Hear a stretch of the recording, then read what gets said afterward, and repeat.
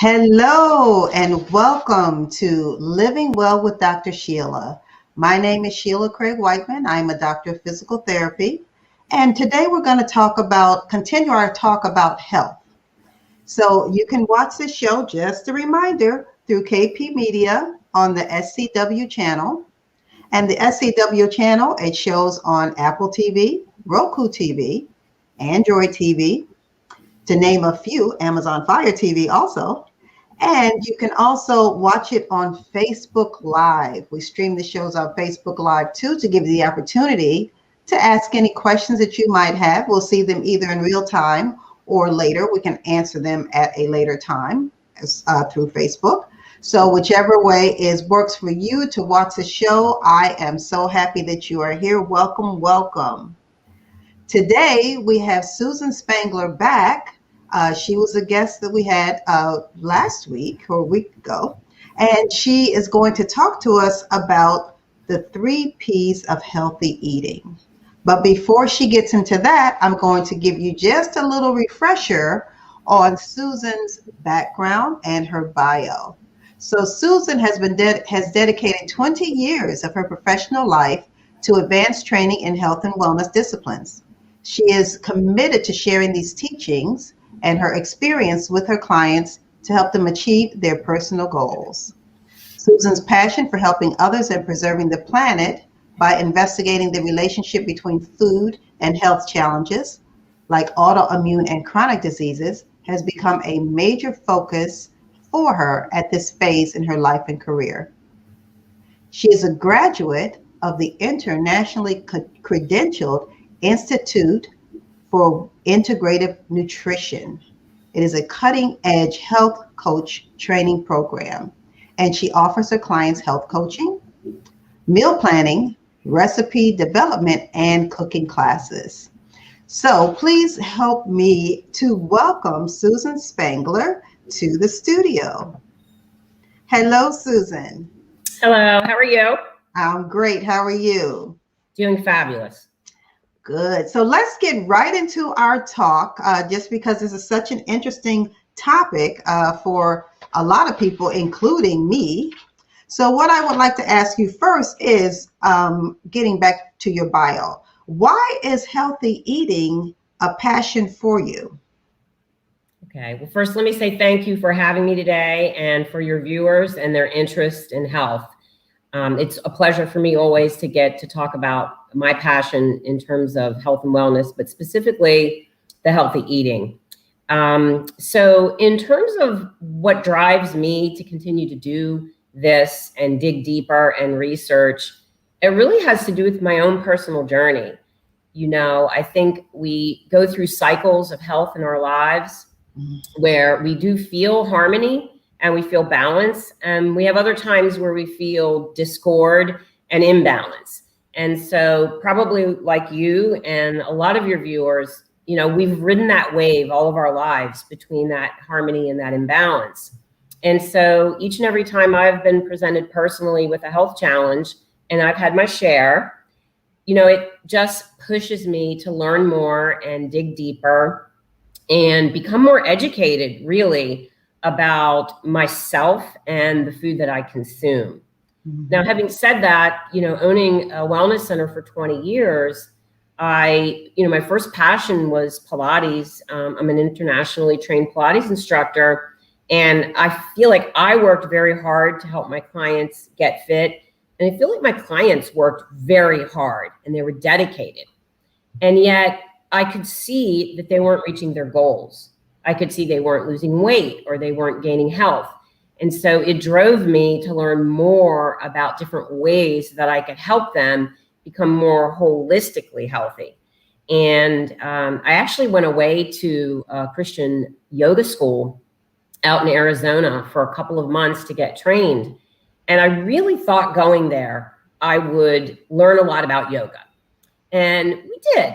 We learned about yoga, but we learned more about food and nutrition than anything else. We later learned that the owner of the company herself was sick. And so her passion to be well drove her to gain more information on food and nutrition. And thereby they incorporated that into the yoga program. So I learned so much there about raw eating and the tools for healthy eating and the sources of food. So those were really the two things that drove me, wanting to help my clients more and wanting to be more successful at managing my own health. So that's there you go.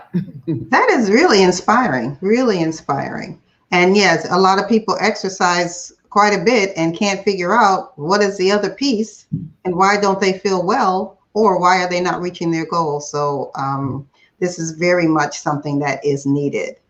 But let me ask you, so I know you are a good person that will be able to tell us how to eat, but in general, who is the person that we should look to tell us how to eat, or how to best do the nutrition that would work for us? There's so many books out there. There's so much information. It's very, very overwhelming. So can you help us to understand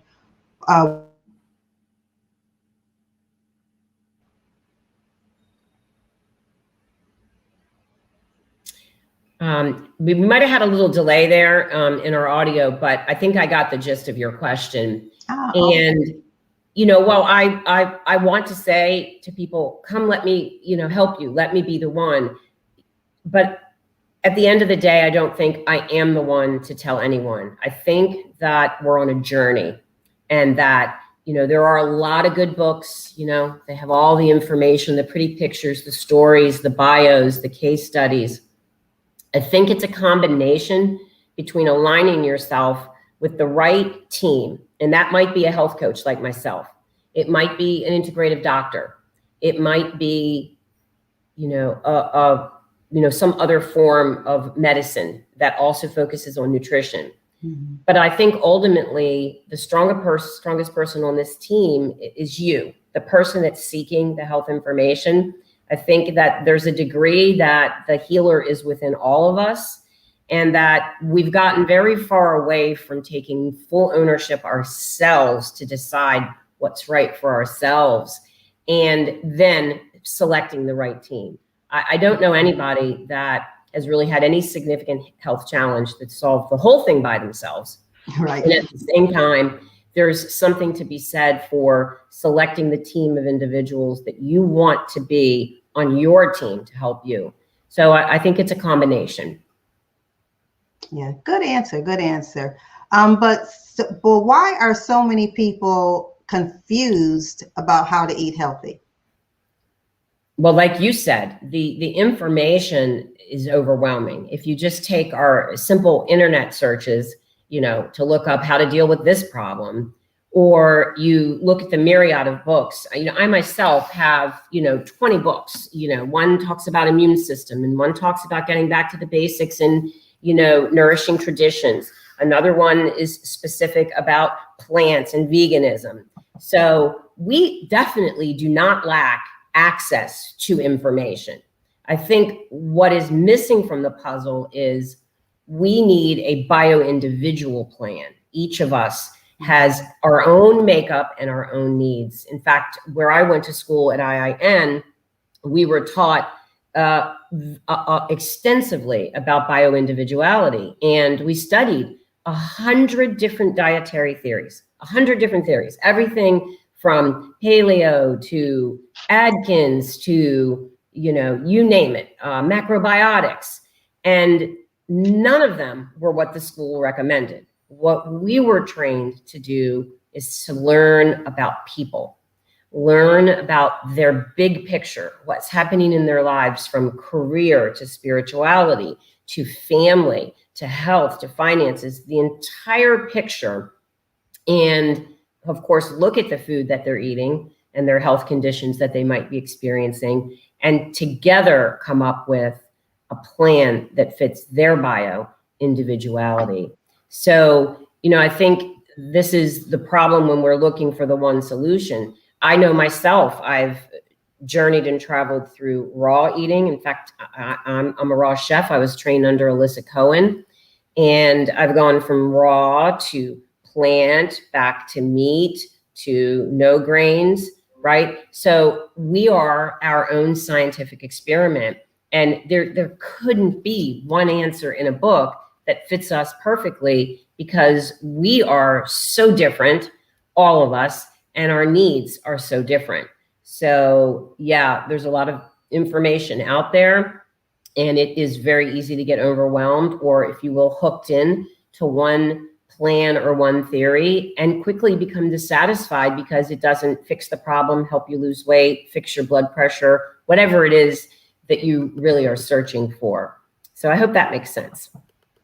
That did. That made a lot of sense, actually. And and that leads me to my next question, because you actually talked about it or mentioned it on your journey for eating, which is plant-based diets, because we hear so much, at least I do, so much about the benefits of a plant-based diet as opposed to incorporating meat. So what is your take on whether plant-based diet is the diet for everyone? Right. Well, thank you for that question. And I'm trying to remember if we talked last on taping about a book called The Plant Paradox.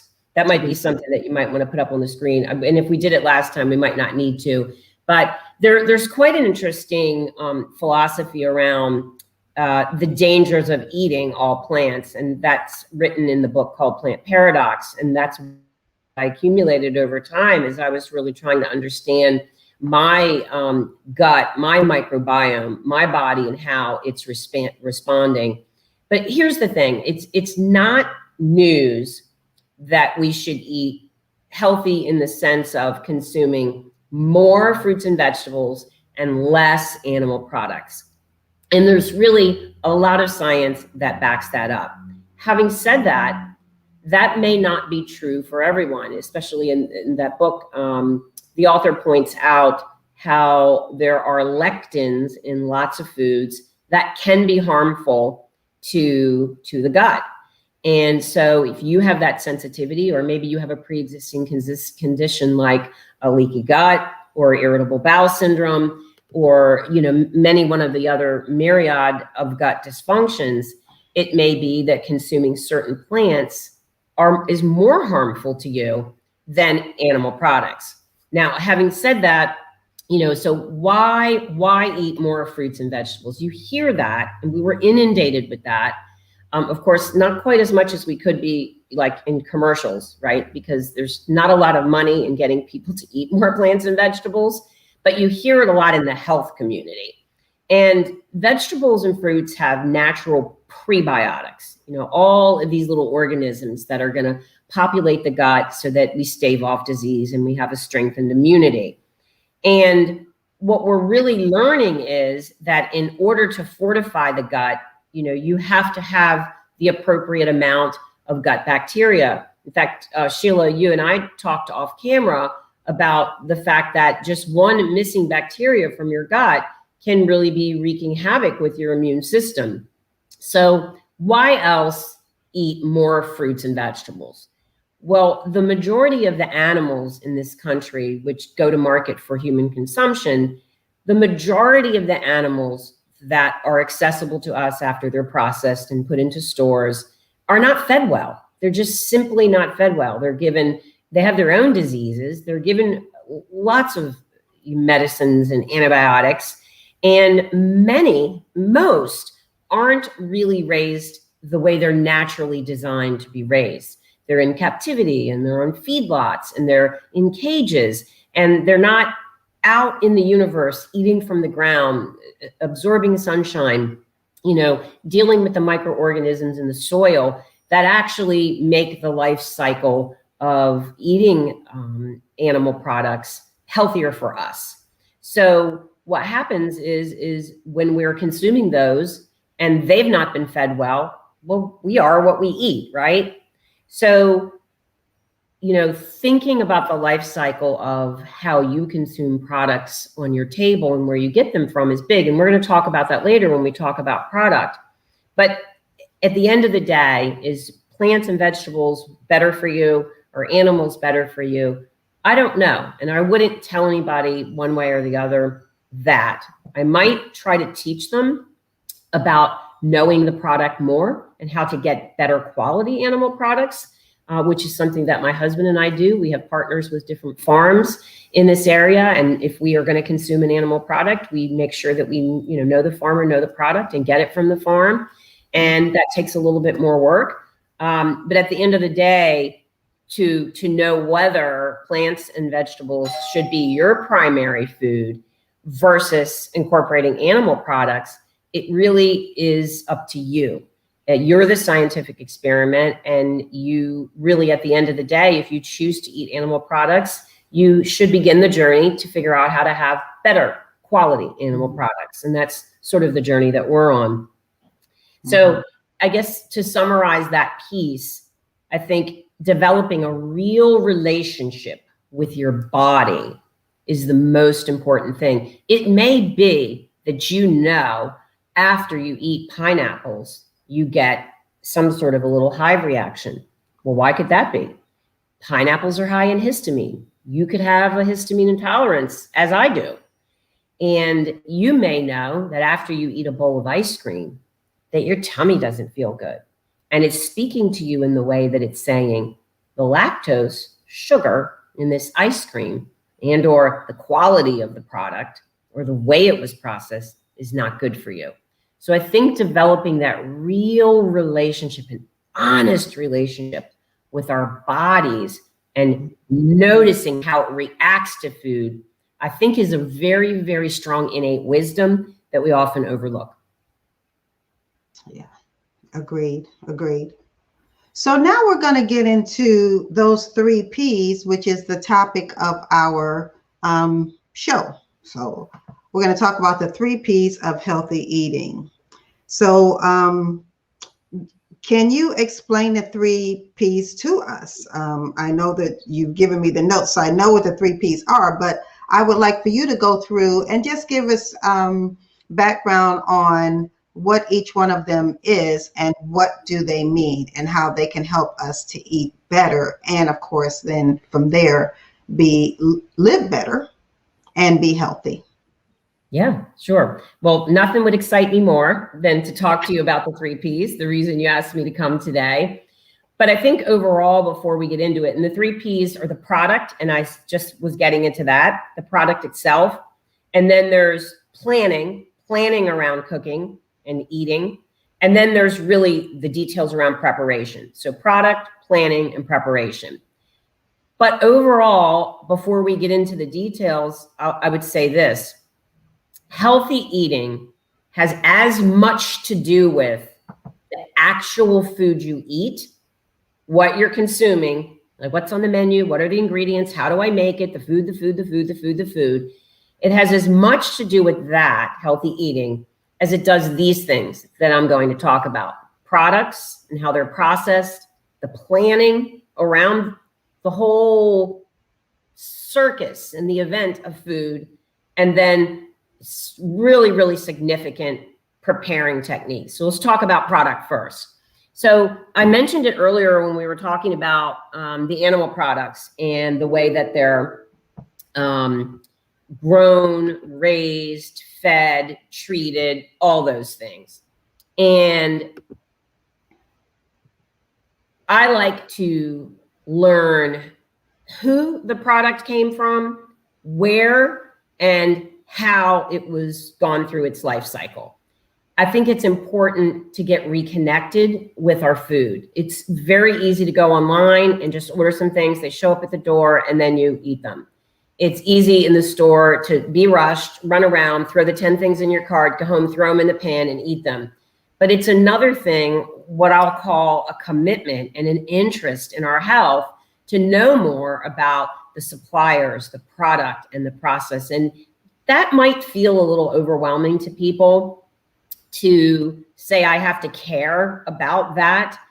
But if you have a health problem, you should care. And if you don't have a health problem, you don't want one.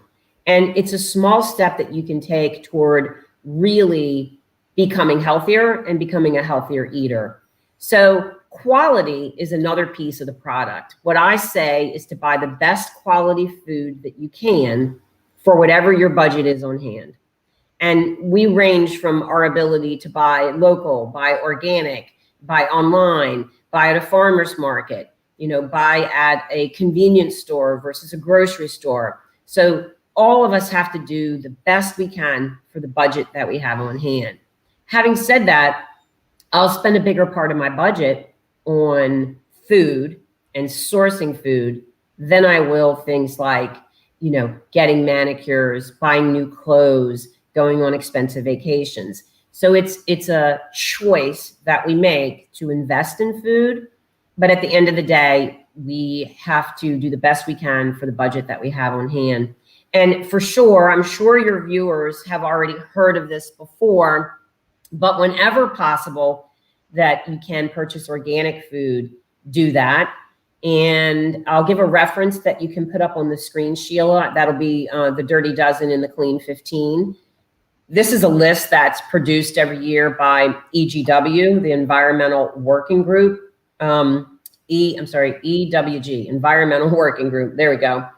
And what it basically does is it examines food every year for the amount of chemicals and harmful pesticides that are on our food. And if it traveled anywhere in a truck across to any border, you just have to accept the fact that it's probably been irradiated. And unless it's non-GMO in terms of its source and grown organically, it can be loaded with pesticides and chemicals. The thing is that we are what we eat. And if that is on our food and we consume our food, no wonder our microbiome and our gut and our cells are getting confused because we're eating things that aren't meant to be inside of our bodies. So whenever possible, at a minimum, you want to try to purchase the organic vegetables that are on the Dirty Dozen. These are the top dirty fruits and vegetables. I'll give you a couple of examples. Apples is one of the dirtiest things that you can buy if you're not buying organic. It's seemingly a simple thing that has a hard, skin on the outside of it. It doesn't seem like it would be problematic, but when tested, they come up as the top. Strawberries and blueberries are right up there at the top. And, it's tough when you see them in the grocery store and they're 2 for $5 and they're not organic. And the ones next to them are only going to be good for 2 or 3 days. And, they may be twice as much. And when we get into planning and preparing, I'll talk about how you can cut that cost down as we move forward. But the Clean 15 is the second part of the EWG's list. And that is the cleanest 15 vegetables. So Google that. And what I like to do is print it out on a piece of paper, and then I take a picture of it and put it in my phone. Of course, I've been doing this for 20 years, so I have, this very well memorized. But I feel comfortable buying the Clean 15 non-organic when I can. If there's a head of cauliflower and the organic is the same as the non-organic, and it says that it's okay to buy the cauliflower non-organic because it doesn't carry as much pesticides. But if I have them side by side and they're basically the same, I'll choose the organic if the price is as close. And if it's not, then I'll go with the non-organic. Why? Because it's on the Clean 15. And, having said that, we are, most of us, in a position to potentially do some of our own gardening and growing. And if we have time at the end of the taping today, we will we'll talk a little bit about that. But at the end of the day, in terms of product, there's just a few basics, and it's eat healthy fats. And I'll give you just 2 or 3 off the top of my head. You could put these up if you'd like, Sheila. You want first pressed, cold, and you could put up olive oil and coconut oil. And again, unrefined, first pressed, cold. And I'll talk a little bit about what does that mean. And then avocado oil, because it has a high heat factor. Now, as I say that, you may have an avocado sensitivity like I do, and that might not be on your list. But at the same time, that may be a choice for you, and it could give you some variety in there in your oils. And first pressed, cold pressed, or unrefined means that the oil has not been, and I'll use this word loosely, but you'll understand what I mean, bastardized. It has not been broken down. It hasn't been ill-treated by heat. Because what happens is when oils, especially a lot of these oils that you see in our preserved products like chips and crackers and cookies and different things, a lot of these oils, safflower and sunflower and canola and these things, when they're heated, that can become quite dangerous to us for human consumption. Now, why are they on the market? That's another show and another conversation. But when you can buy things that are processed in olive oil or in coconut oil, generally, those are going to be safer. But for cooking purposes at home, one of the basics is eat healthy fats. We need fat for our brain. And yet we went through a long period of time in this country where everything that was being processed and presented in the stores was fat-free. And that didn't make us any less fat, if you will, or any healthier or any slimmer, because we need fat. We need fat for our brain. We need fat for lots of reasons. So the basics is to eat healthy fats, limit sugars, and we can talk about sugar more another day, and to eat more fruits and vegetables as clean as you can, and generally less animal products, but cleaner animal products when you can. So that's essentially the piece on product. And I don't know if you've got any questions or if you'd like me to keep moving so we can chat a little bit about the planning and the preparing. But I know sometimes you like to weigh in and share your experience on this too. Yeah, I just wanted to see if you could give an example of more of the Clean 15. Because I think you mentioned cauliflower, but are there, off the top of your head, are there any other ones that you think would be safer? Another one that comes to mind for me is cabbage, the different varieties of cabbage. There's a handful of root vegetables that you'll find on that list too. And again, I'm always careful about saying, go get your white potatoes. They're on the Clean 15. Because not everyone can tolerate potatoes. They fall into the nightshade family and have lectins, and that may not be for everyone. But it's a pretty quick Google search. And like I said, I recommend people print the page out, take a picture of it, put it in your phone. I had it on my refrigerator for several years, not just for me, because at that time, my husband was doing some of the grocery shopping and he'd come home with the dirty apples and, Suze would lose her mind. And, so it's an education for everyone that shops for your food too. Yeah, I think I had the dirty dozen on my refrigerator for a long time too, because in the beginning you forget, because it's things that you think would be healthy, as in apples and blueberries, strawberries, which are contaminated depending on which ones you get. But I had to be constantly reminded, and I did put that up there because the same thing with me. I'm not the only one who did shopping, in my house. So, and when you're the one who is more conscious of what comes into the house, when people go shopping, they will come back with more cost efficient foods. And and then you're like, well, I can't eat this. I'm not eating, just like you, I did the same thing. I'm like, well, what is this? What is this? You see it on the refrigerator. But so it has to be up there for us as a constant reminder. Actually, I just took it down maybe a couple months ago, but I think I probably will put it back up with the clean list. I love that they did that, because it gave you more confidence to just grab those Clean 15, try to spend your money wisely on the ones that you knew were dirty, and just a little bit more confidence. I still forget. So, and I've been doing this as long as they've been putting the list out.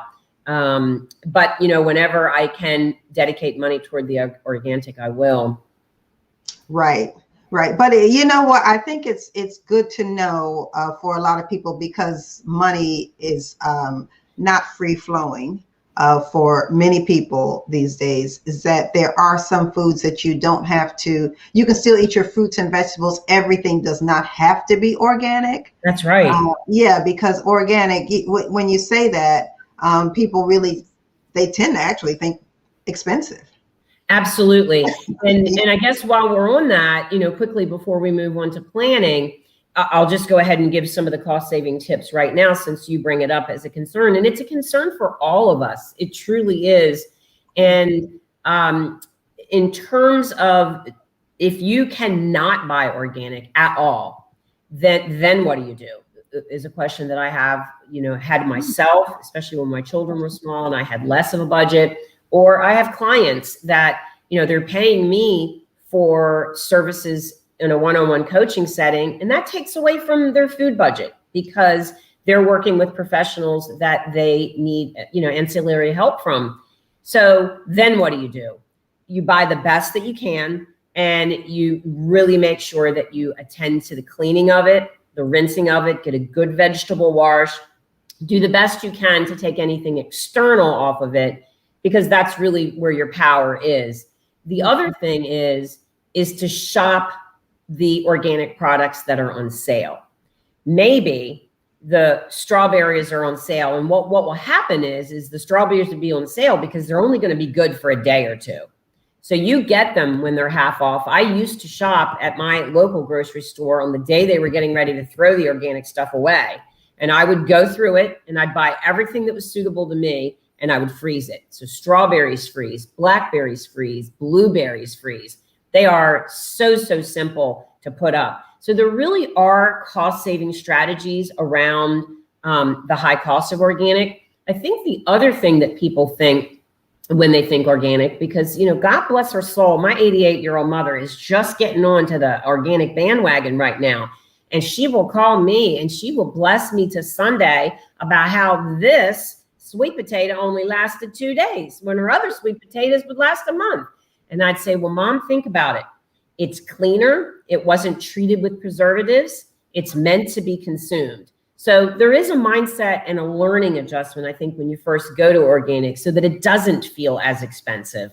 So I say catch them on sale. One of our local grocers there in Maryland has great mango and blueberry and strawberry frozen at a decent price in a fairly large bag. And those things become really handy they can be thawed and put into fruit salads with some other fresh fruits. And then the ones that have been frozen, they just sort of kind of make a nice little juice. They're great in smoothies. They're beautiful in smoothies. They're nice thawed out and chopped up and put into porridges, like a quinoa porridge or an oatmeal porridge, something like that for warm in the morning. So frozen can be a nice way to go.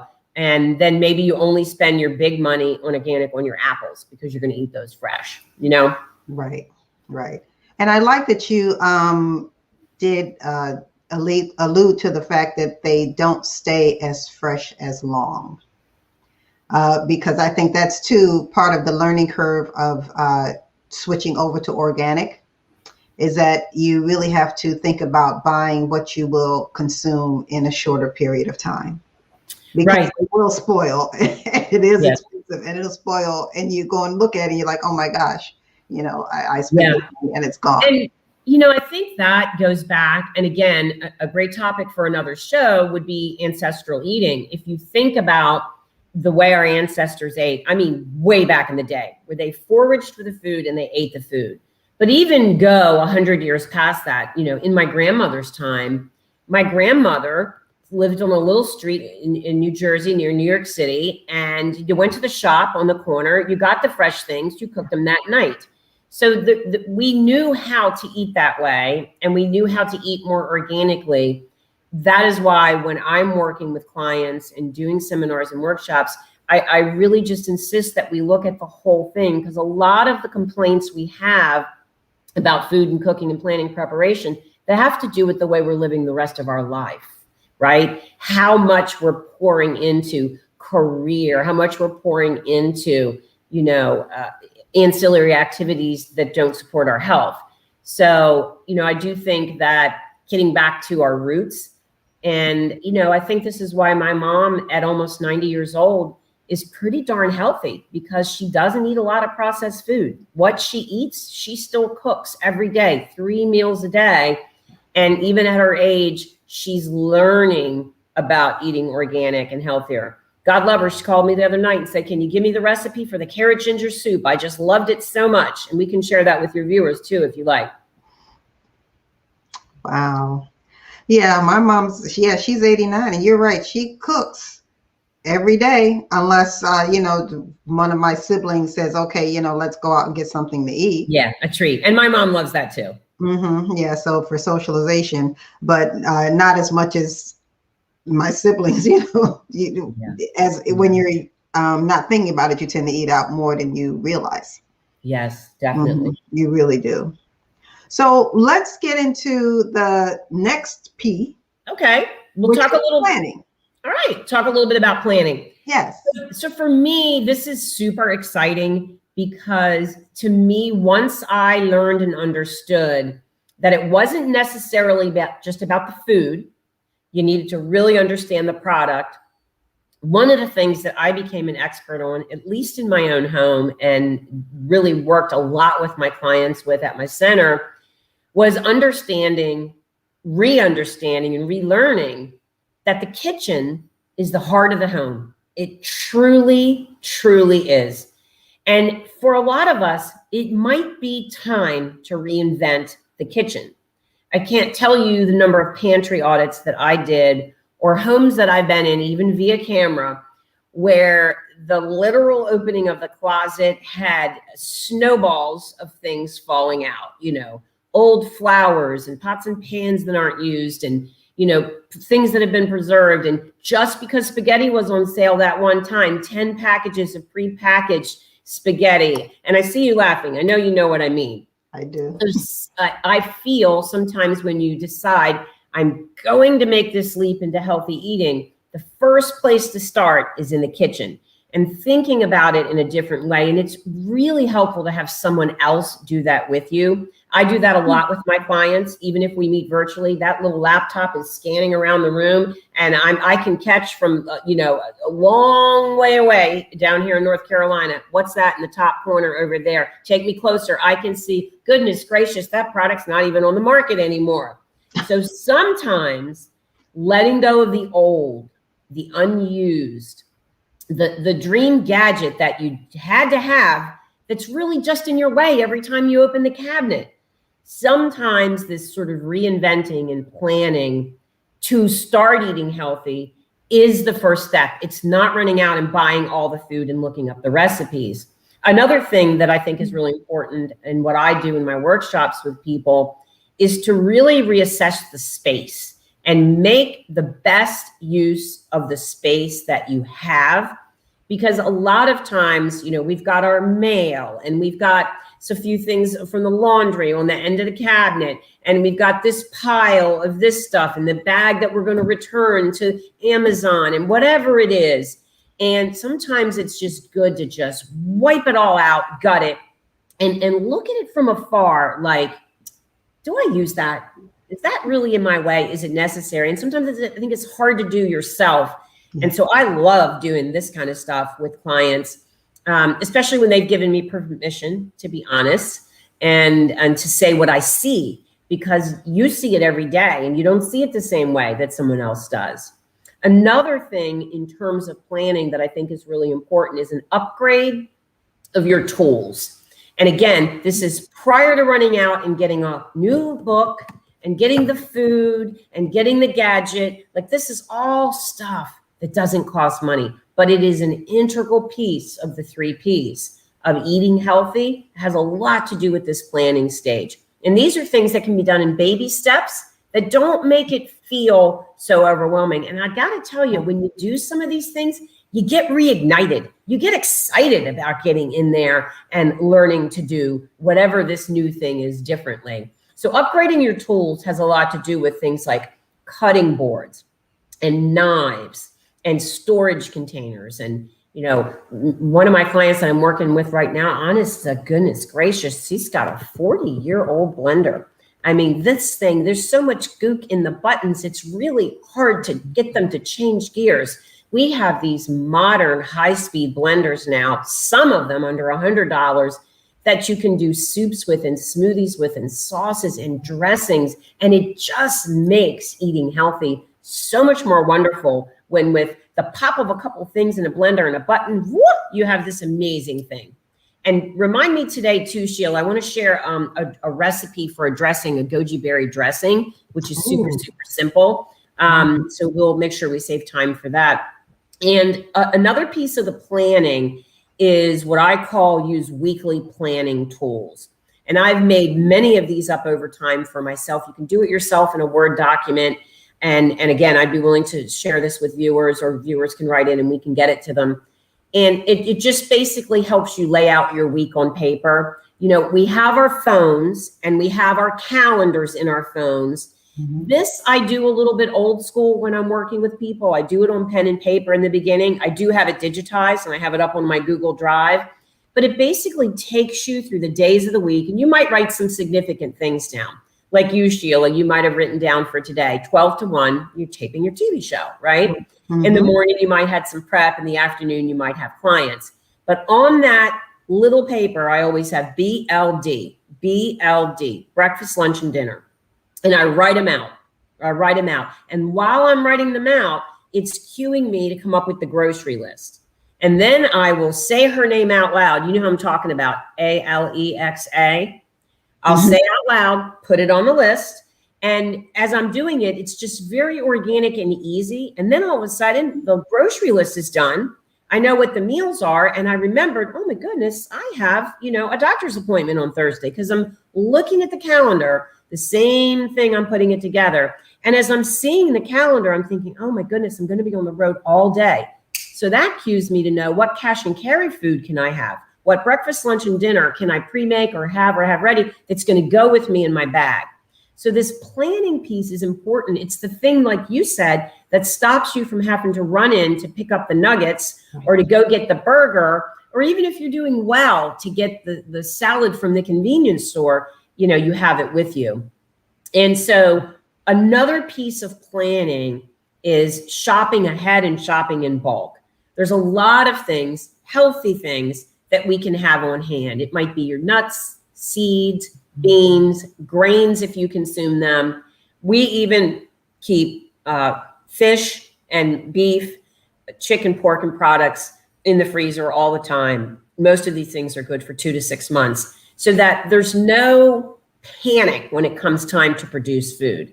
If you've got very little time, a piece of fish thaws in a matter of, just minutes. Right. On the counter, generally would be defrosted under refrigeration, but it's something that you could take down the night before and put it in your fridge. So shopping ahead for the bulk items makes it easy to be able to produce a meal at any time. For example, yesterday, my husband wanted rice, while I was going to be away traveling. So I just took the rice down and soaked it, threw it in the pressure cooker, produced 5 bags of rice, put it in baggies, let it cool, put it in the freezer, and now stacked in the freezer are 5 individual bags of rice. They only have to come out of the freezer for a little bit of time. They start to defrost, and they can be the base of a stir fry. They can be the base of like a chicken fried rice. They could be a morning porridge breakfast that you add a nut milk to. So having those things well planned ahead makes it so that you can produce really anything at your fingertips. And I think the last piece of planning has to do with family support. My diet and my diet needs are very different than my husband's, and they're different than the way I would cook for my children when they come home for a long visit or for the holidays. So I think, gathering that family support, especially if you are battling any specific illness or sickness or dietary need, it's just best to have the communication in the family on the same page, so that, as an example, when my husband was having his rice, I had a container of cauliflower rice and I just sauteed that, and I didn't feel like I was missing anything, but it's good to have the communication around it and have, the family support. Yeah. I do like those ideas. I like the planning idea of actually planning out what you're going to eat for the week, so that you are not, taking out things right beforehand, hoping that they defrost, or else just scrambling, trying to figure out what in the world are you going to eat for dinner, because usually dinner is the main thing, because you haven't planned, or I haven't planned at least. So I do like that as a suggestion. I think I actually am going to adopt that one because I think that's really, really good. Mhm. And then the other thing that you said was the family support. And yes, me and my family, we eat differently, but Yeah. it's okay. I mean, we still just eat together. If they want something different, either I'll make it, they'll make it themselves. Um, and yeah, and it's no, why are you eating that? Nothing. It's just like, okay, we're just all sitting and enjoying our food. So Right. yeah, Right. that's really good. So let's talk about the last piece, which is preparing.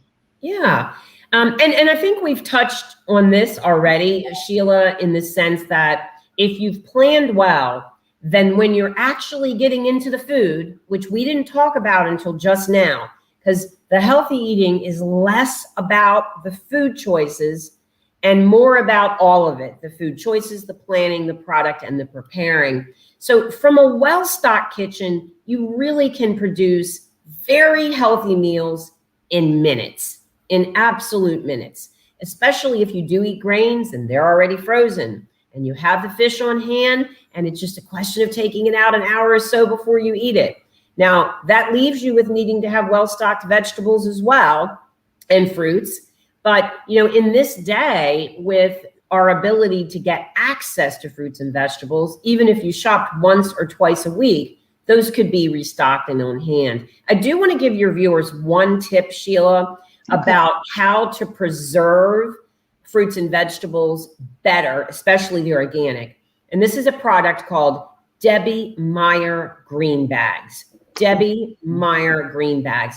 They are a lovely addition to, and I wish I had one here I'd show, but it's just basically a green bag. And what they do is they extend the life of your fruits and vegetables. I will say this, in using them, it's best to make sure everything that you put in these bags is dry. Sometimes I'll put a paper towel inside so that the paper towel will absorb any moisture, because it's once the moisture releases from these greens, fruits and vegetables, that's where the decay process comes in. So get them in there dry. Sometimes when I come home, the lettuces, the cilantro, and the herbs, I'll just leave them on the counter on top of a paper towel or a tea towel until all that moisture comes off of them. Then you can feel safe to store them. But prepared salads are the easiest way to create a meal. So let me just give a couple of examples. Sometimes I will use these containers, and I will say when you're shopping for these containers, you can buy them in bulk, but be sure you're buying containers that are BPA free. And you can Google that, BPA free containers. But what I'll do is I'll just make up maybe 10 of these. And a salad will keep, believe it or not, for 3, 4, 5 days, depending on what you put in it. A lot of the moister vegetables, maybe I wouldn't cut a tomato open, just put a cherry tomato in, still full in skin if you tolerate tomatoes. But you can put lots of greens. You can usually do cucumbers pretty easily if you take the seeds out, like tomatoes that are encapsulated. Onions, radishes are great, shredded carrots are great, but I'll make a bunch of these up at the beginning of the week, at least 3 or 4 days worth. And if you have prepared salads like this, it's very easy to create a meal. All you have to do is make your protein, put it on top of it. And having said that, salad by itself is fine too, or you can do a grain bowl. That rice that you had frozen or the quinoa that you had frozen, that can be sprinkled over the top of it if you tolerate grains, and that can be added to your meal, which also will give you some protein, especially in the case of brown rice and quinoa being, a nice plant-based protein. Dressings can be made up at the beginning of the week and be made super, super simple. And what I'll do is I'll get other containers, like this one's a nice BPA container. I'll store all kinds of things in here, like I'll fill it with cauliflower rice, or I'll make a big dressing for the week. They come in the 2 sizes. You can get these at any box store online and get them in bulk, and they're really affordable. And for example, a dressing can be any acidic that you choose: apple cider vinegar, lemon, lime, orange, distilled white vinegar, any acidic, something that's tangy and tart, and anything else you want. That could be married with an herb. Or, for example, one of my favorites is pineapple passion. And that citrus in there would be the pineapple. I'll put an orange in as well, small orange, tangerine, clementine, something like that. Olive oil, salt and pepper, and blend it. and you have such a delicious, it's almost a sin. It's just too sweet and yummy to put on your salad, but combined with the greens, it's amazing. And the goji berry dressing that I mentioned earlier is basically a small handful of goji berries. You'd want to buy those organic if you can. And you add an acidic and olive oil. So your acidic might be apple cider vinegar and olive oil. You might do maybe a distilled white vinegar or a rice vinegar. And you could do an avocado oil. So you can change it and play around with it. But blend it in your blender and, you know, get a good amount. That could last you 3 or 4 days.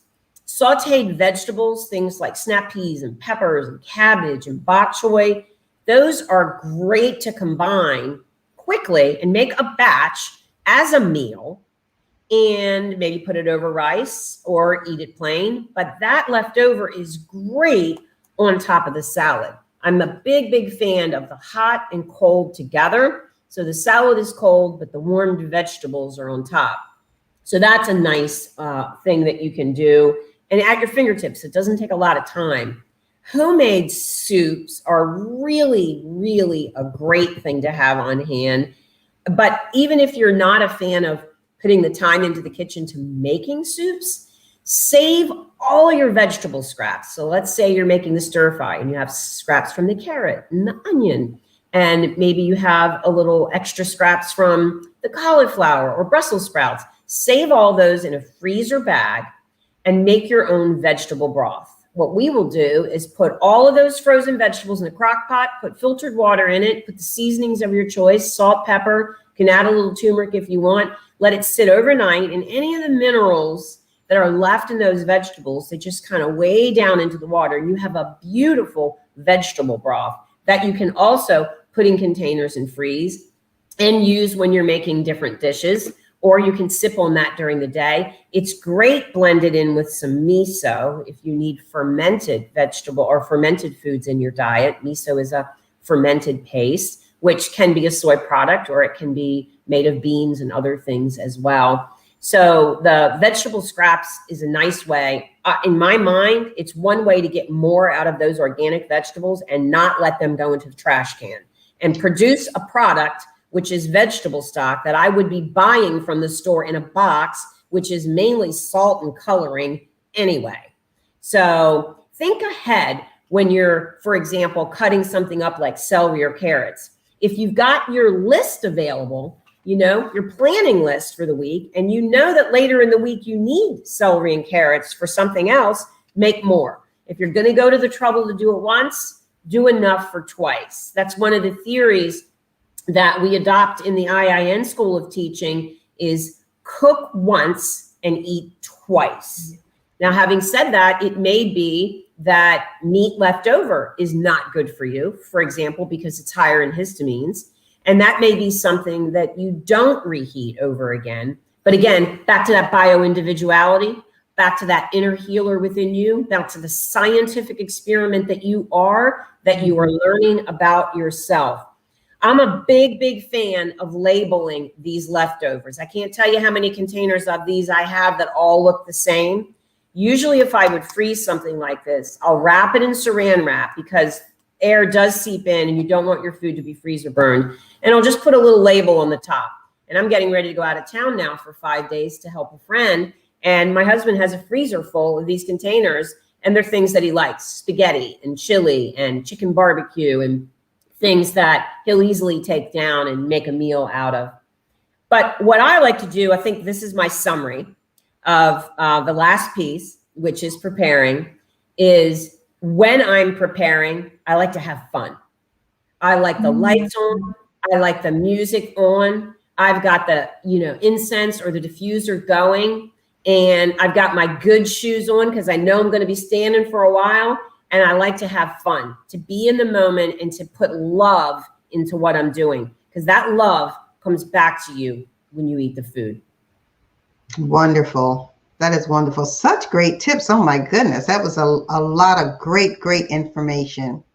Just in the last minute that we have, can you just kind of tell us how should the average person figure out, and you did kind of answer this, but I'm just going to do this as a summary, but should the average person be able to figure out how to eat healthy on their own, or does a holistic coach help?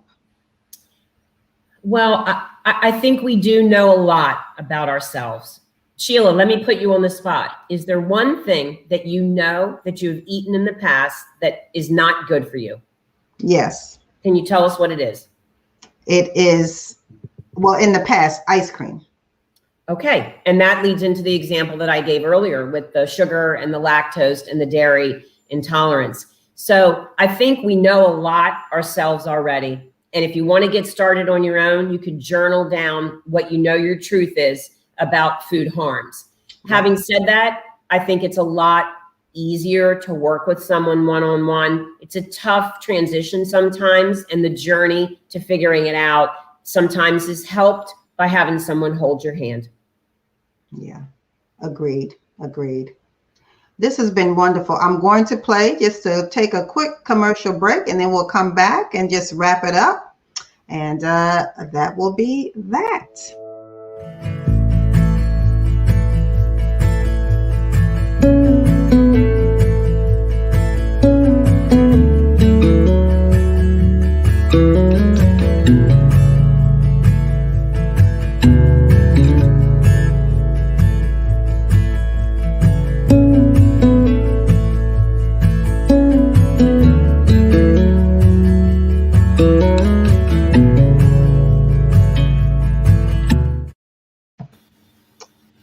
And just so you know, that commercial is actually a service that I provide. So I am a health coach. I coach women and sometimes men to reduce and eliminate urinary incontinence. So I do work with a lot of people for that. I have a program that will help, because it is not something that is normal, as many people think is the case, but it is not normal as we age to have leakage. And there are things that you can do to help. You don't want to let it go on, and then eventually you are using pads and et cetera, and they are quite expensive. So you can spend the time and go ahead and kind of get the information that you need to be able to stop your bladder leaks. So Susan, thank you once again. Thank you so much for all the information that you gave us. It was quite a lot. Excuse me. And I actually learned quite a bit. I think I'm going to take even some of the things that you've said and add them into my journey for healthy eating, and continue learning and just getting as healthy as I possibly can in an easy manner. I'll put it that way, because right. Sometimes it just seems so overwhelming. And you don't really want that to be the case. Yeah. So that being said, we are just about out of time. We have probably less than a minute left. Susan, I'm going to put your information up. So first of all, that's my website, thepelviccoach.com. You can go on there if you need to contact me to set up an appointment to talk about your bladder leak or what you can do. And also, you can go to this site, and I did write a book, and the book is actually called To Pee or Not to Pee, The Guide to Reducing and Eliminating Urinary Incontinence, and you can get your copy for free. So you can go on this site and you can get your free copy of the book. Before we go, I want to have Susan give us her information on how to contact her, and we will be set. Oh, okay. Yeah. All right. Yeah, I think, well, basically you want to tell them they can get Mangler. Okay, gotcha. All right. Yeah. I just wanted you to fill in while I was looking for it. Okay. I was going to say, I don't know if I have it memorized. Yeah, no.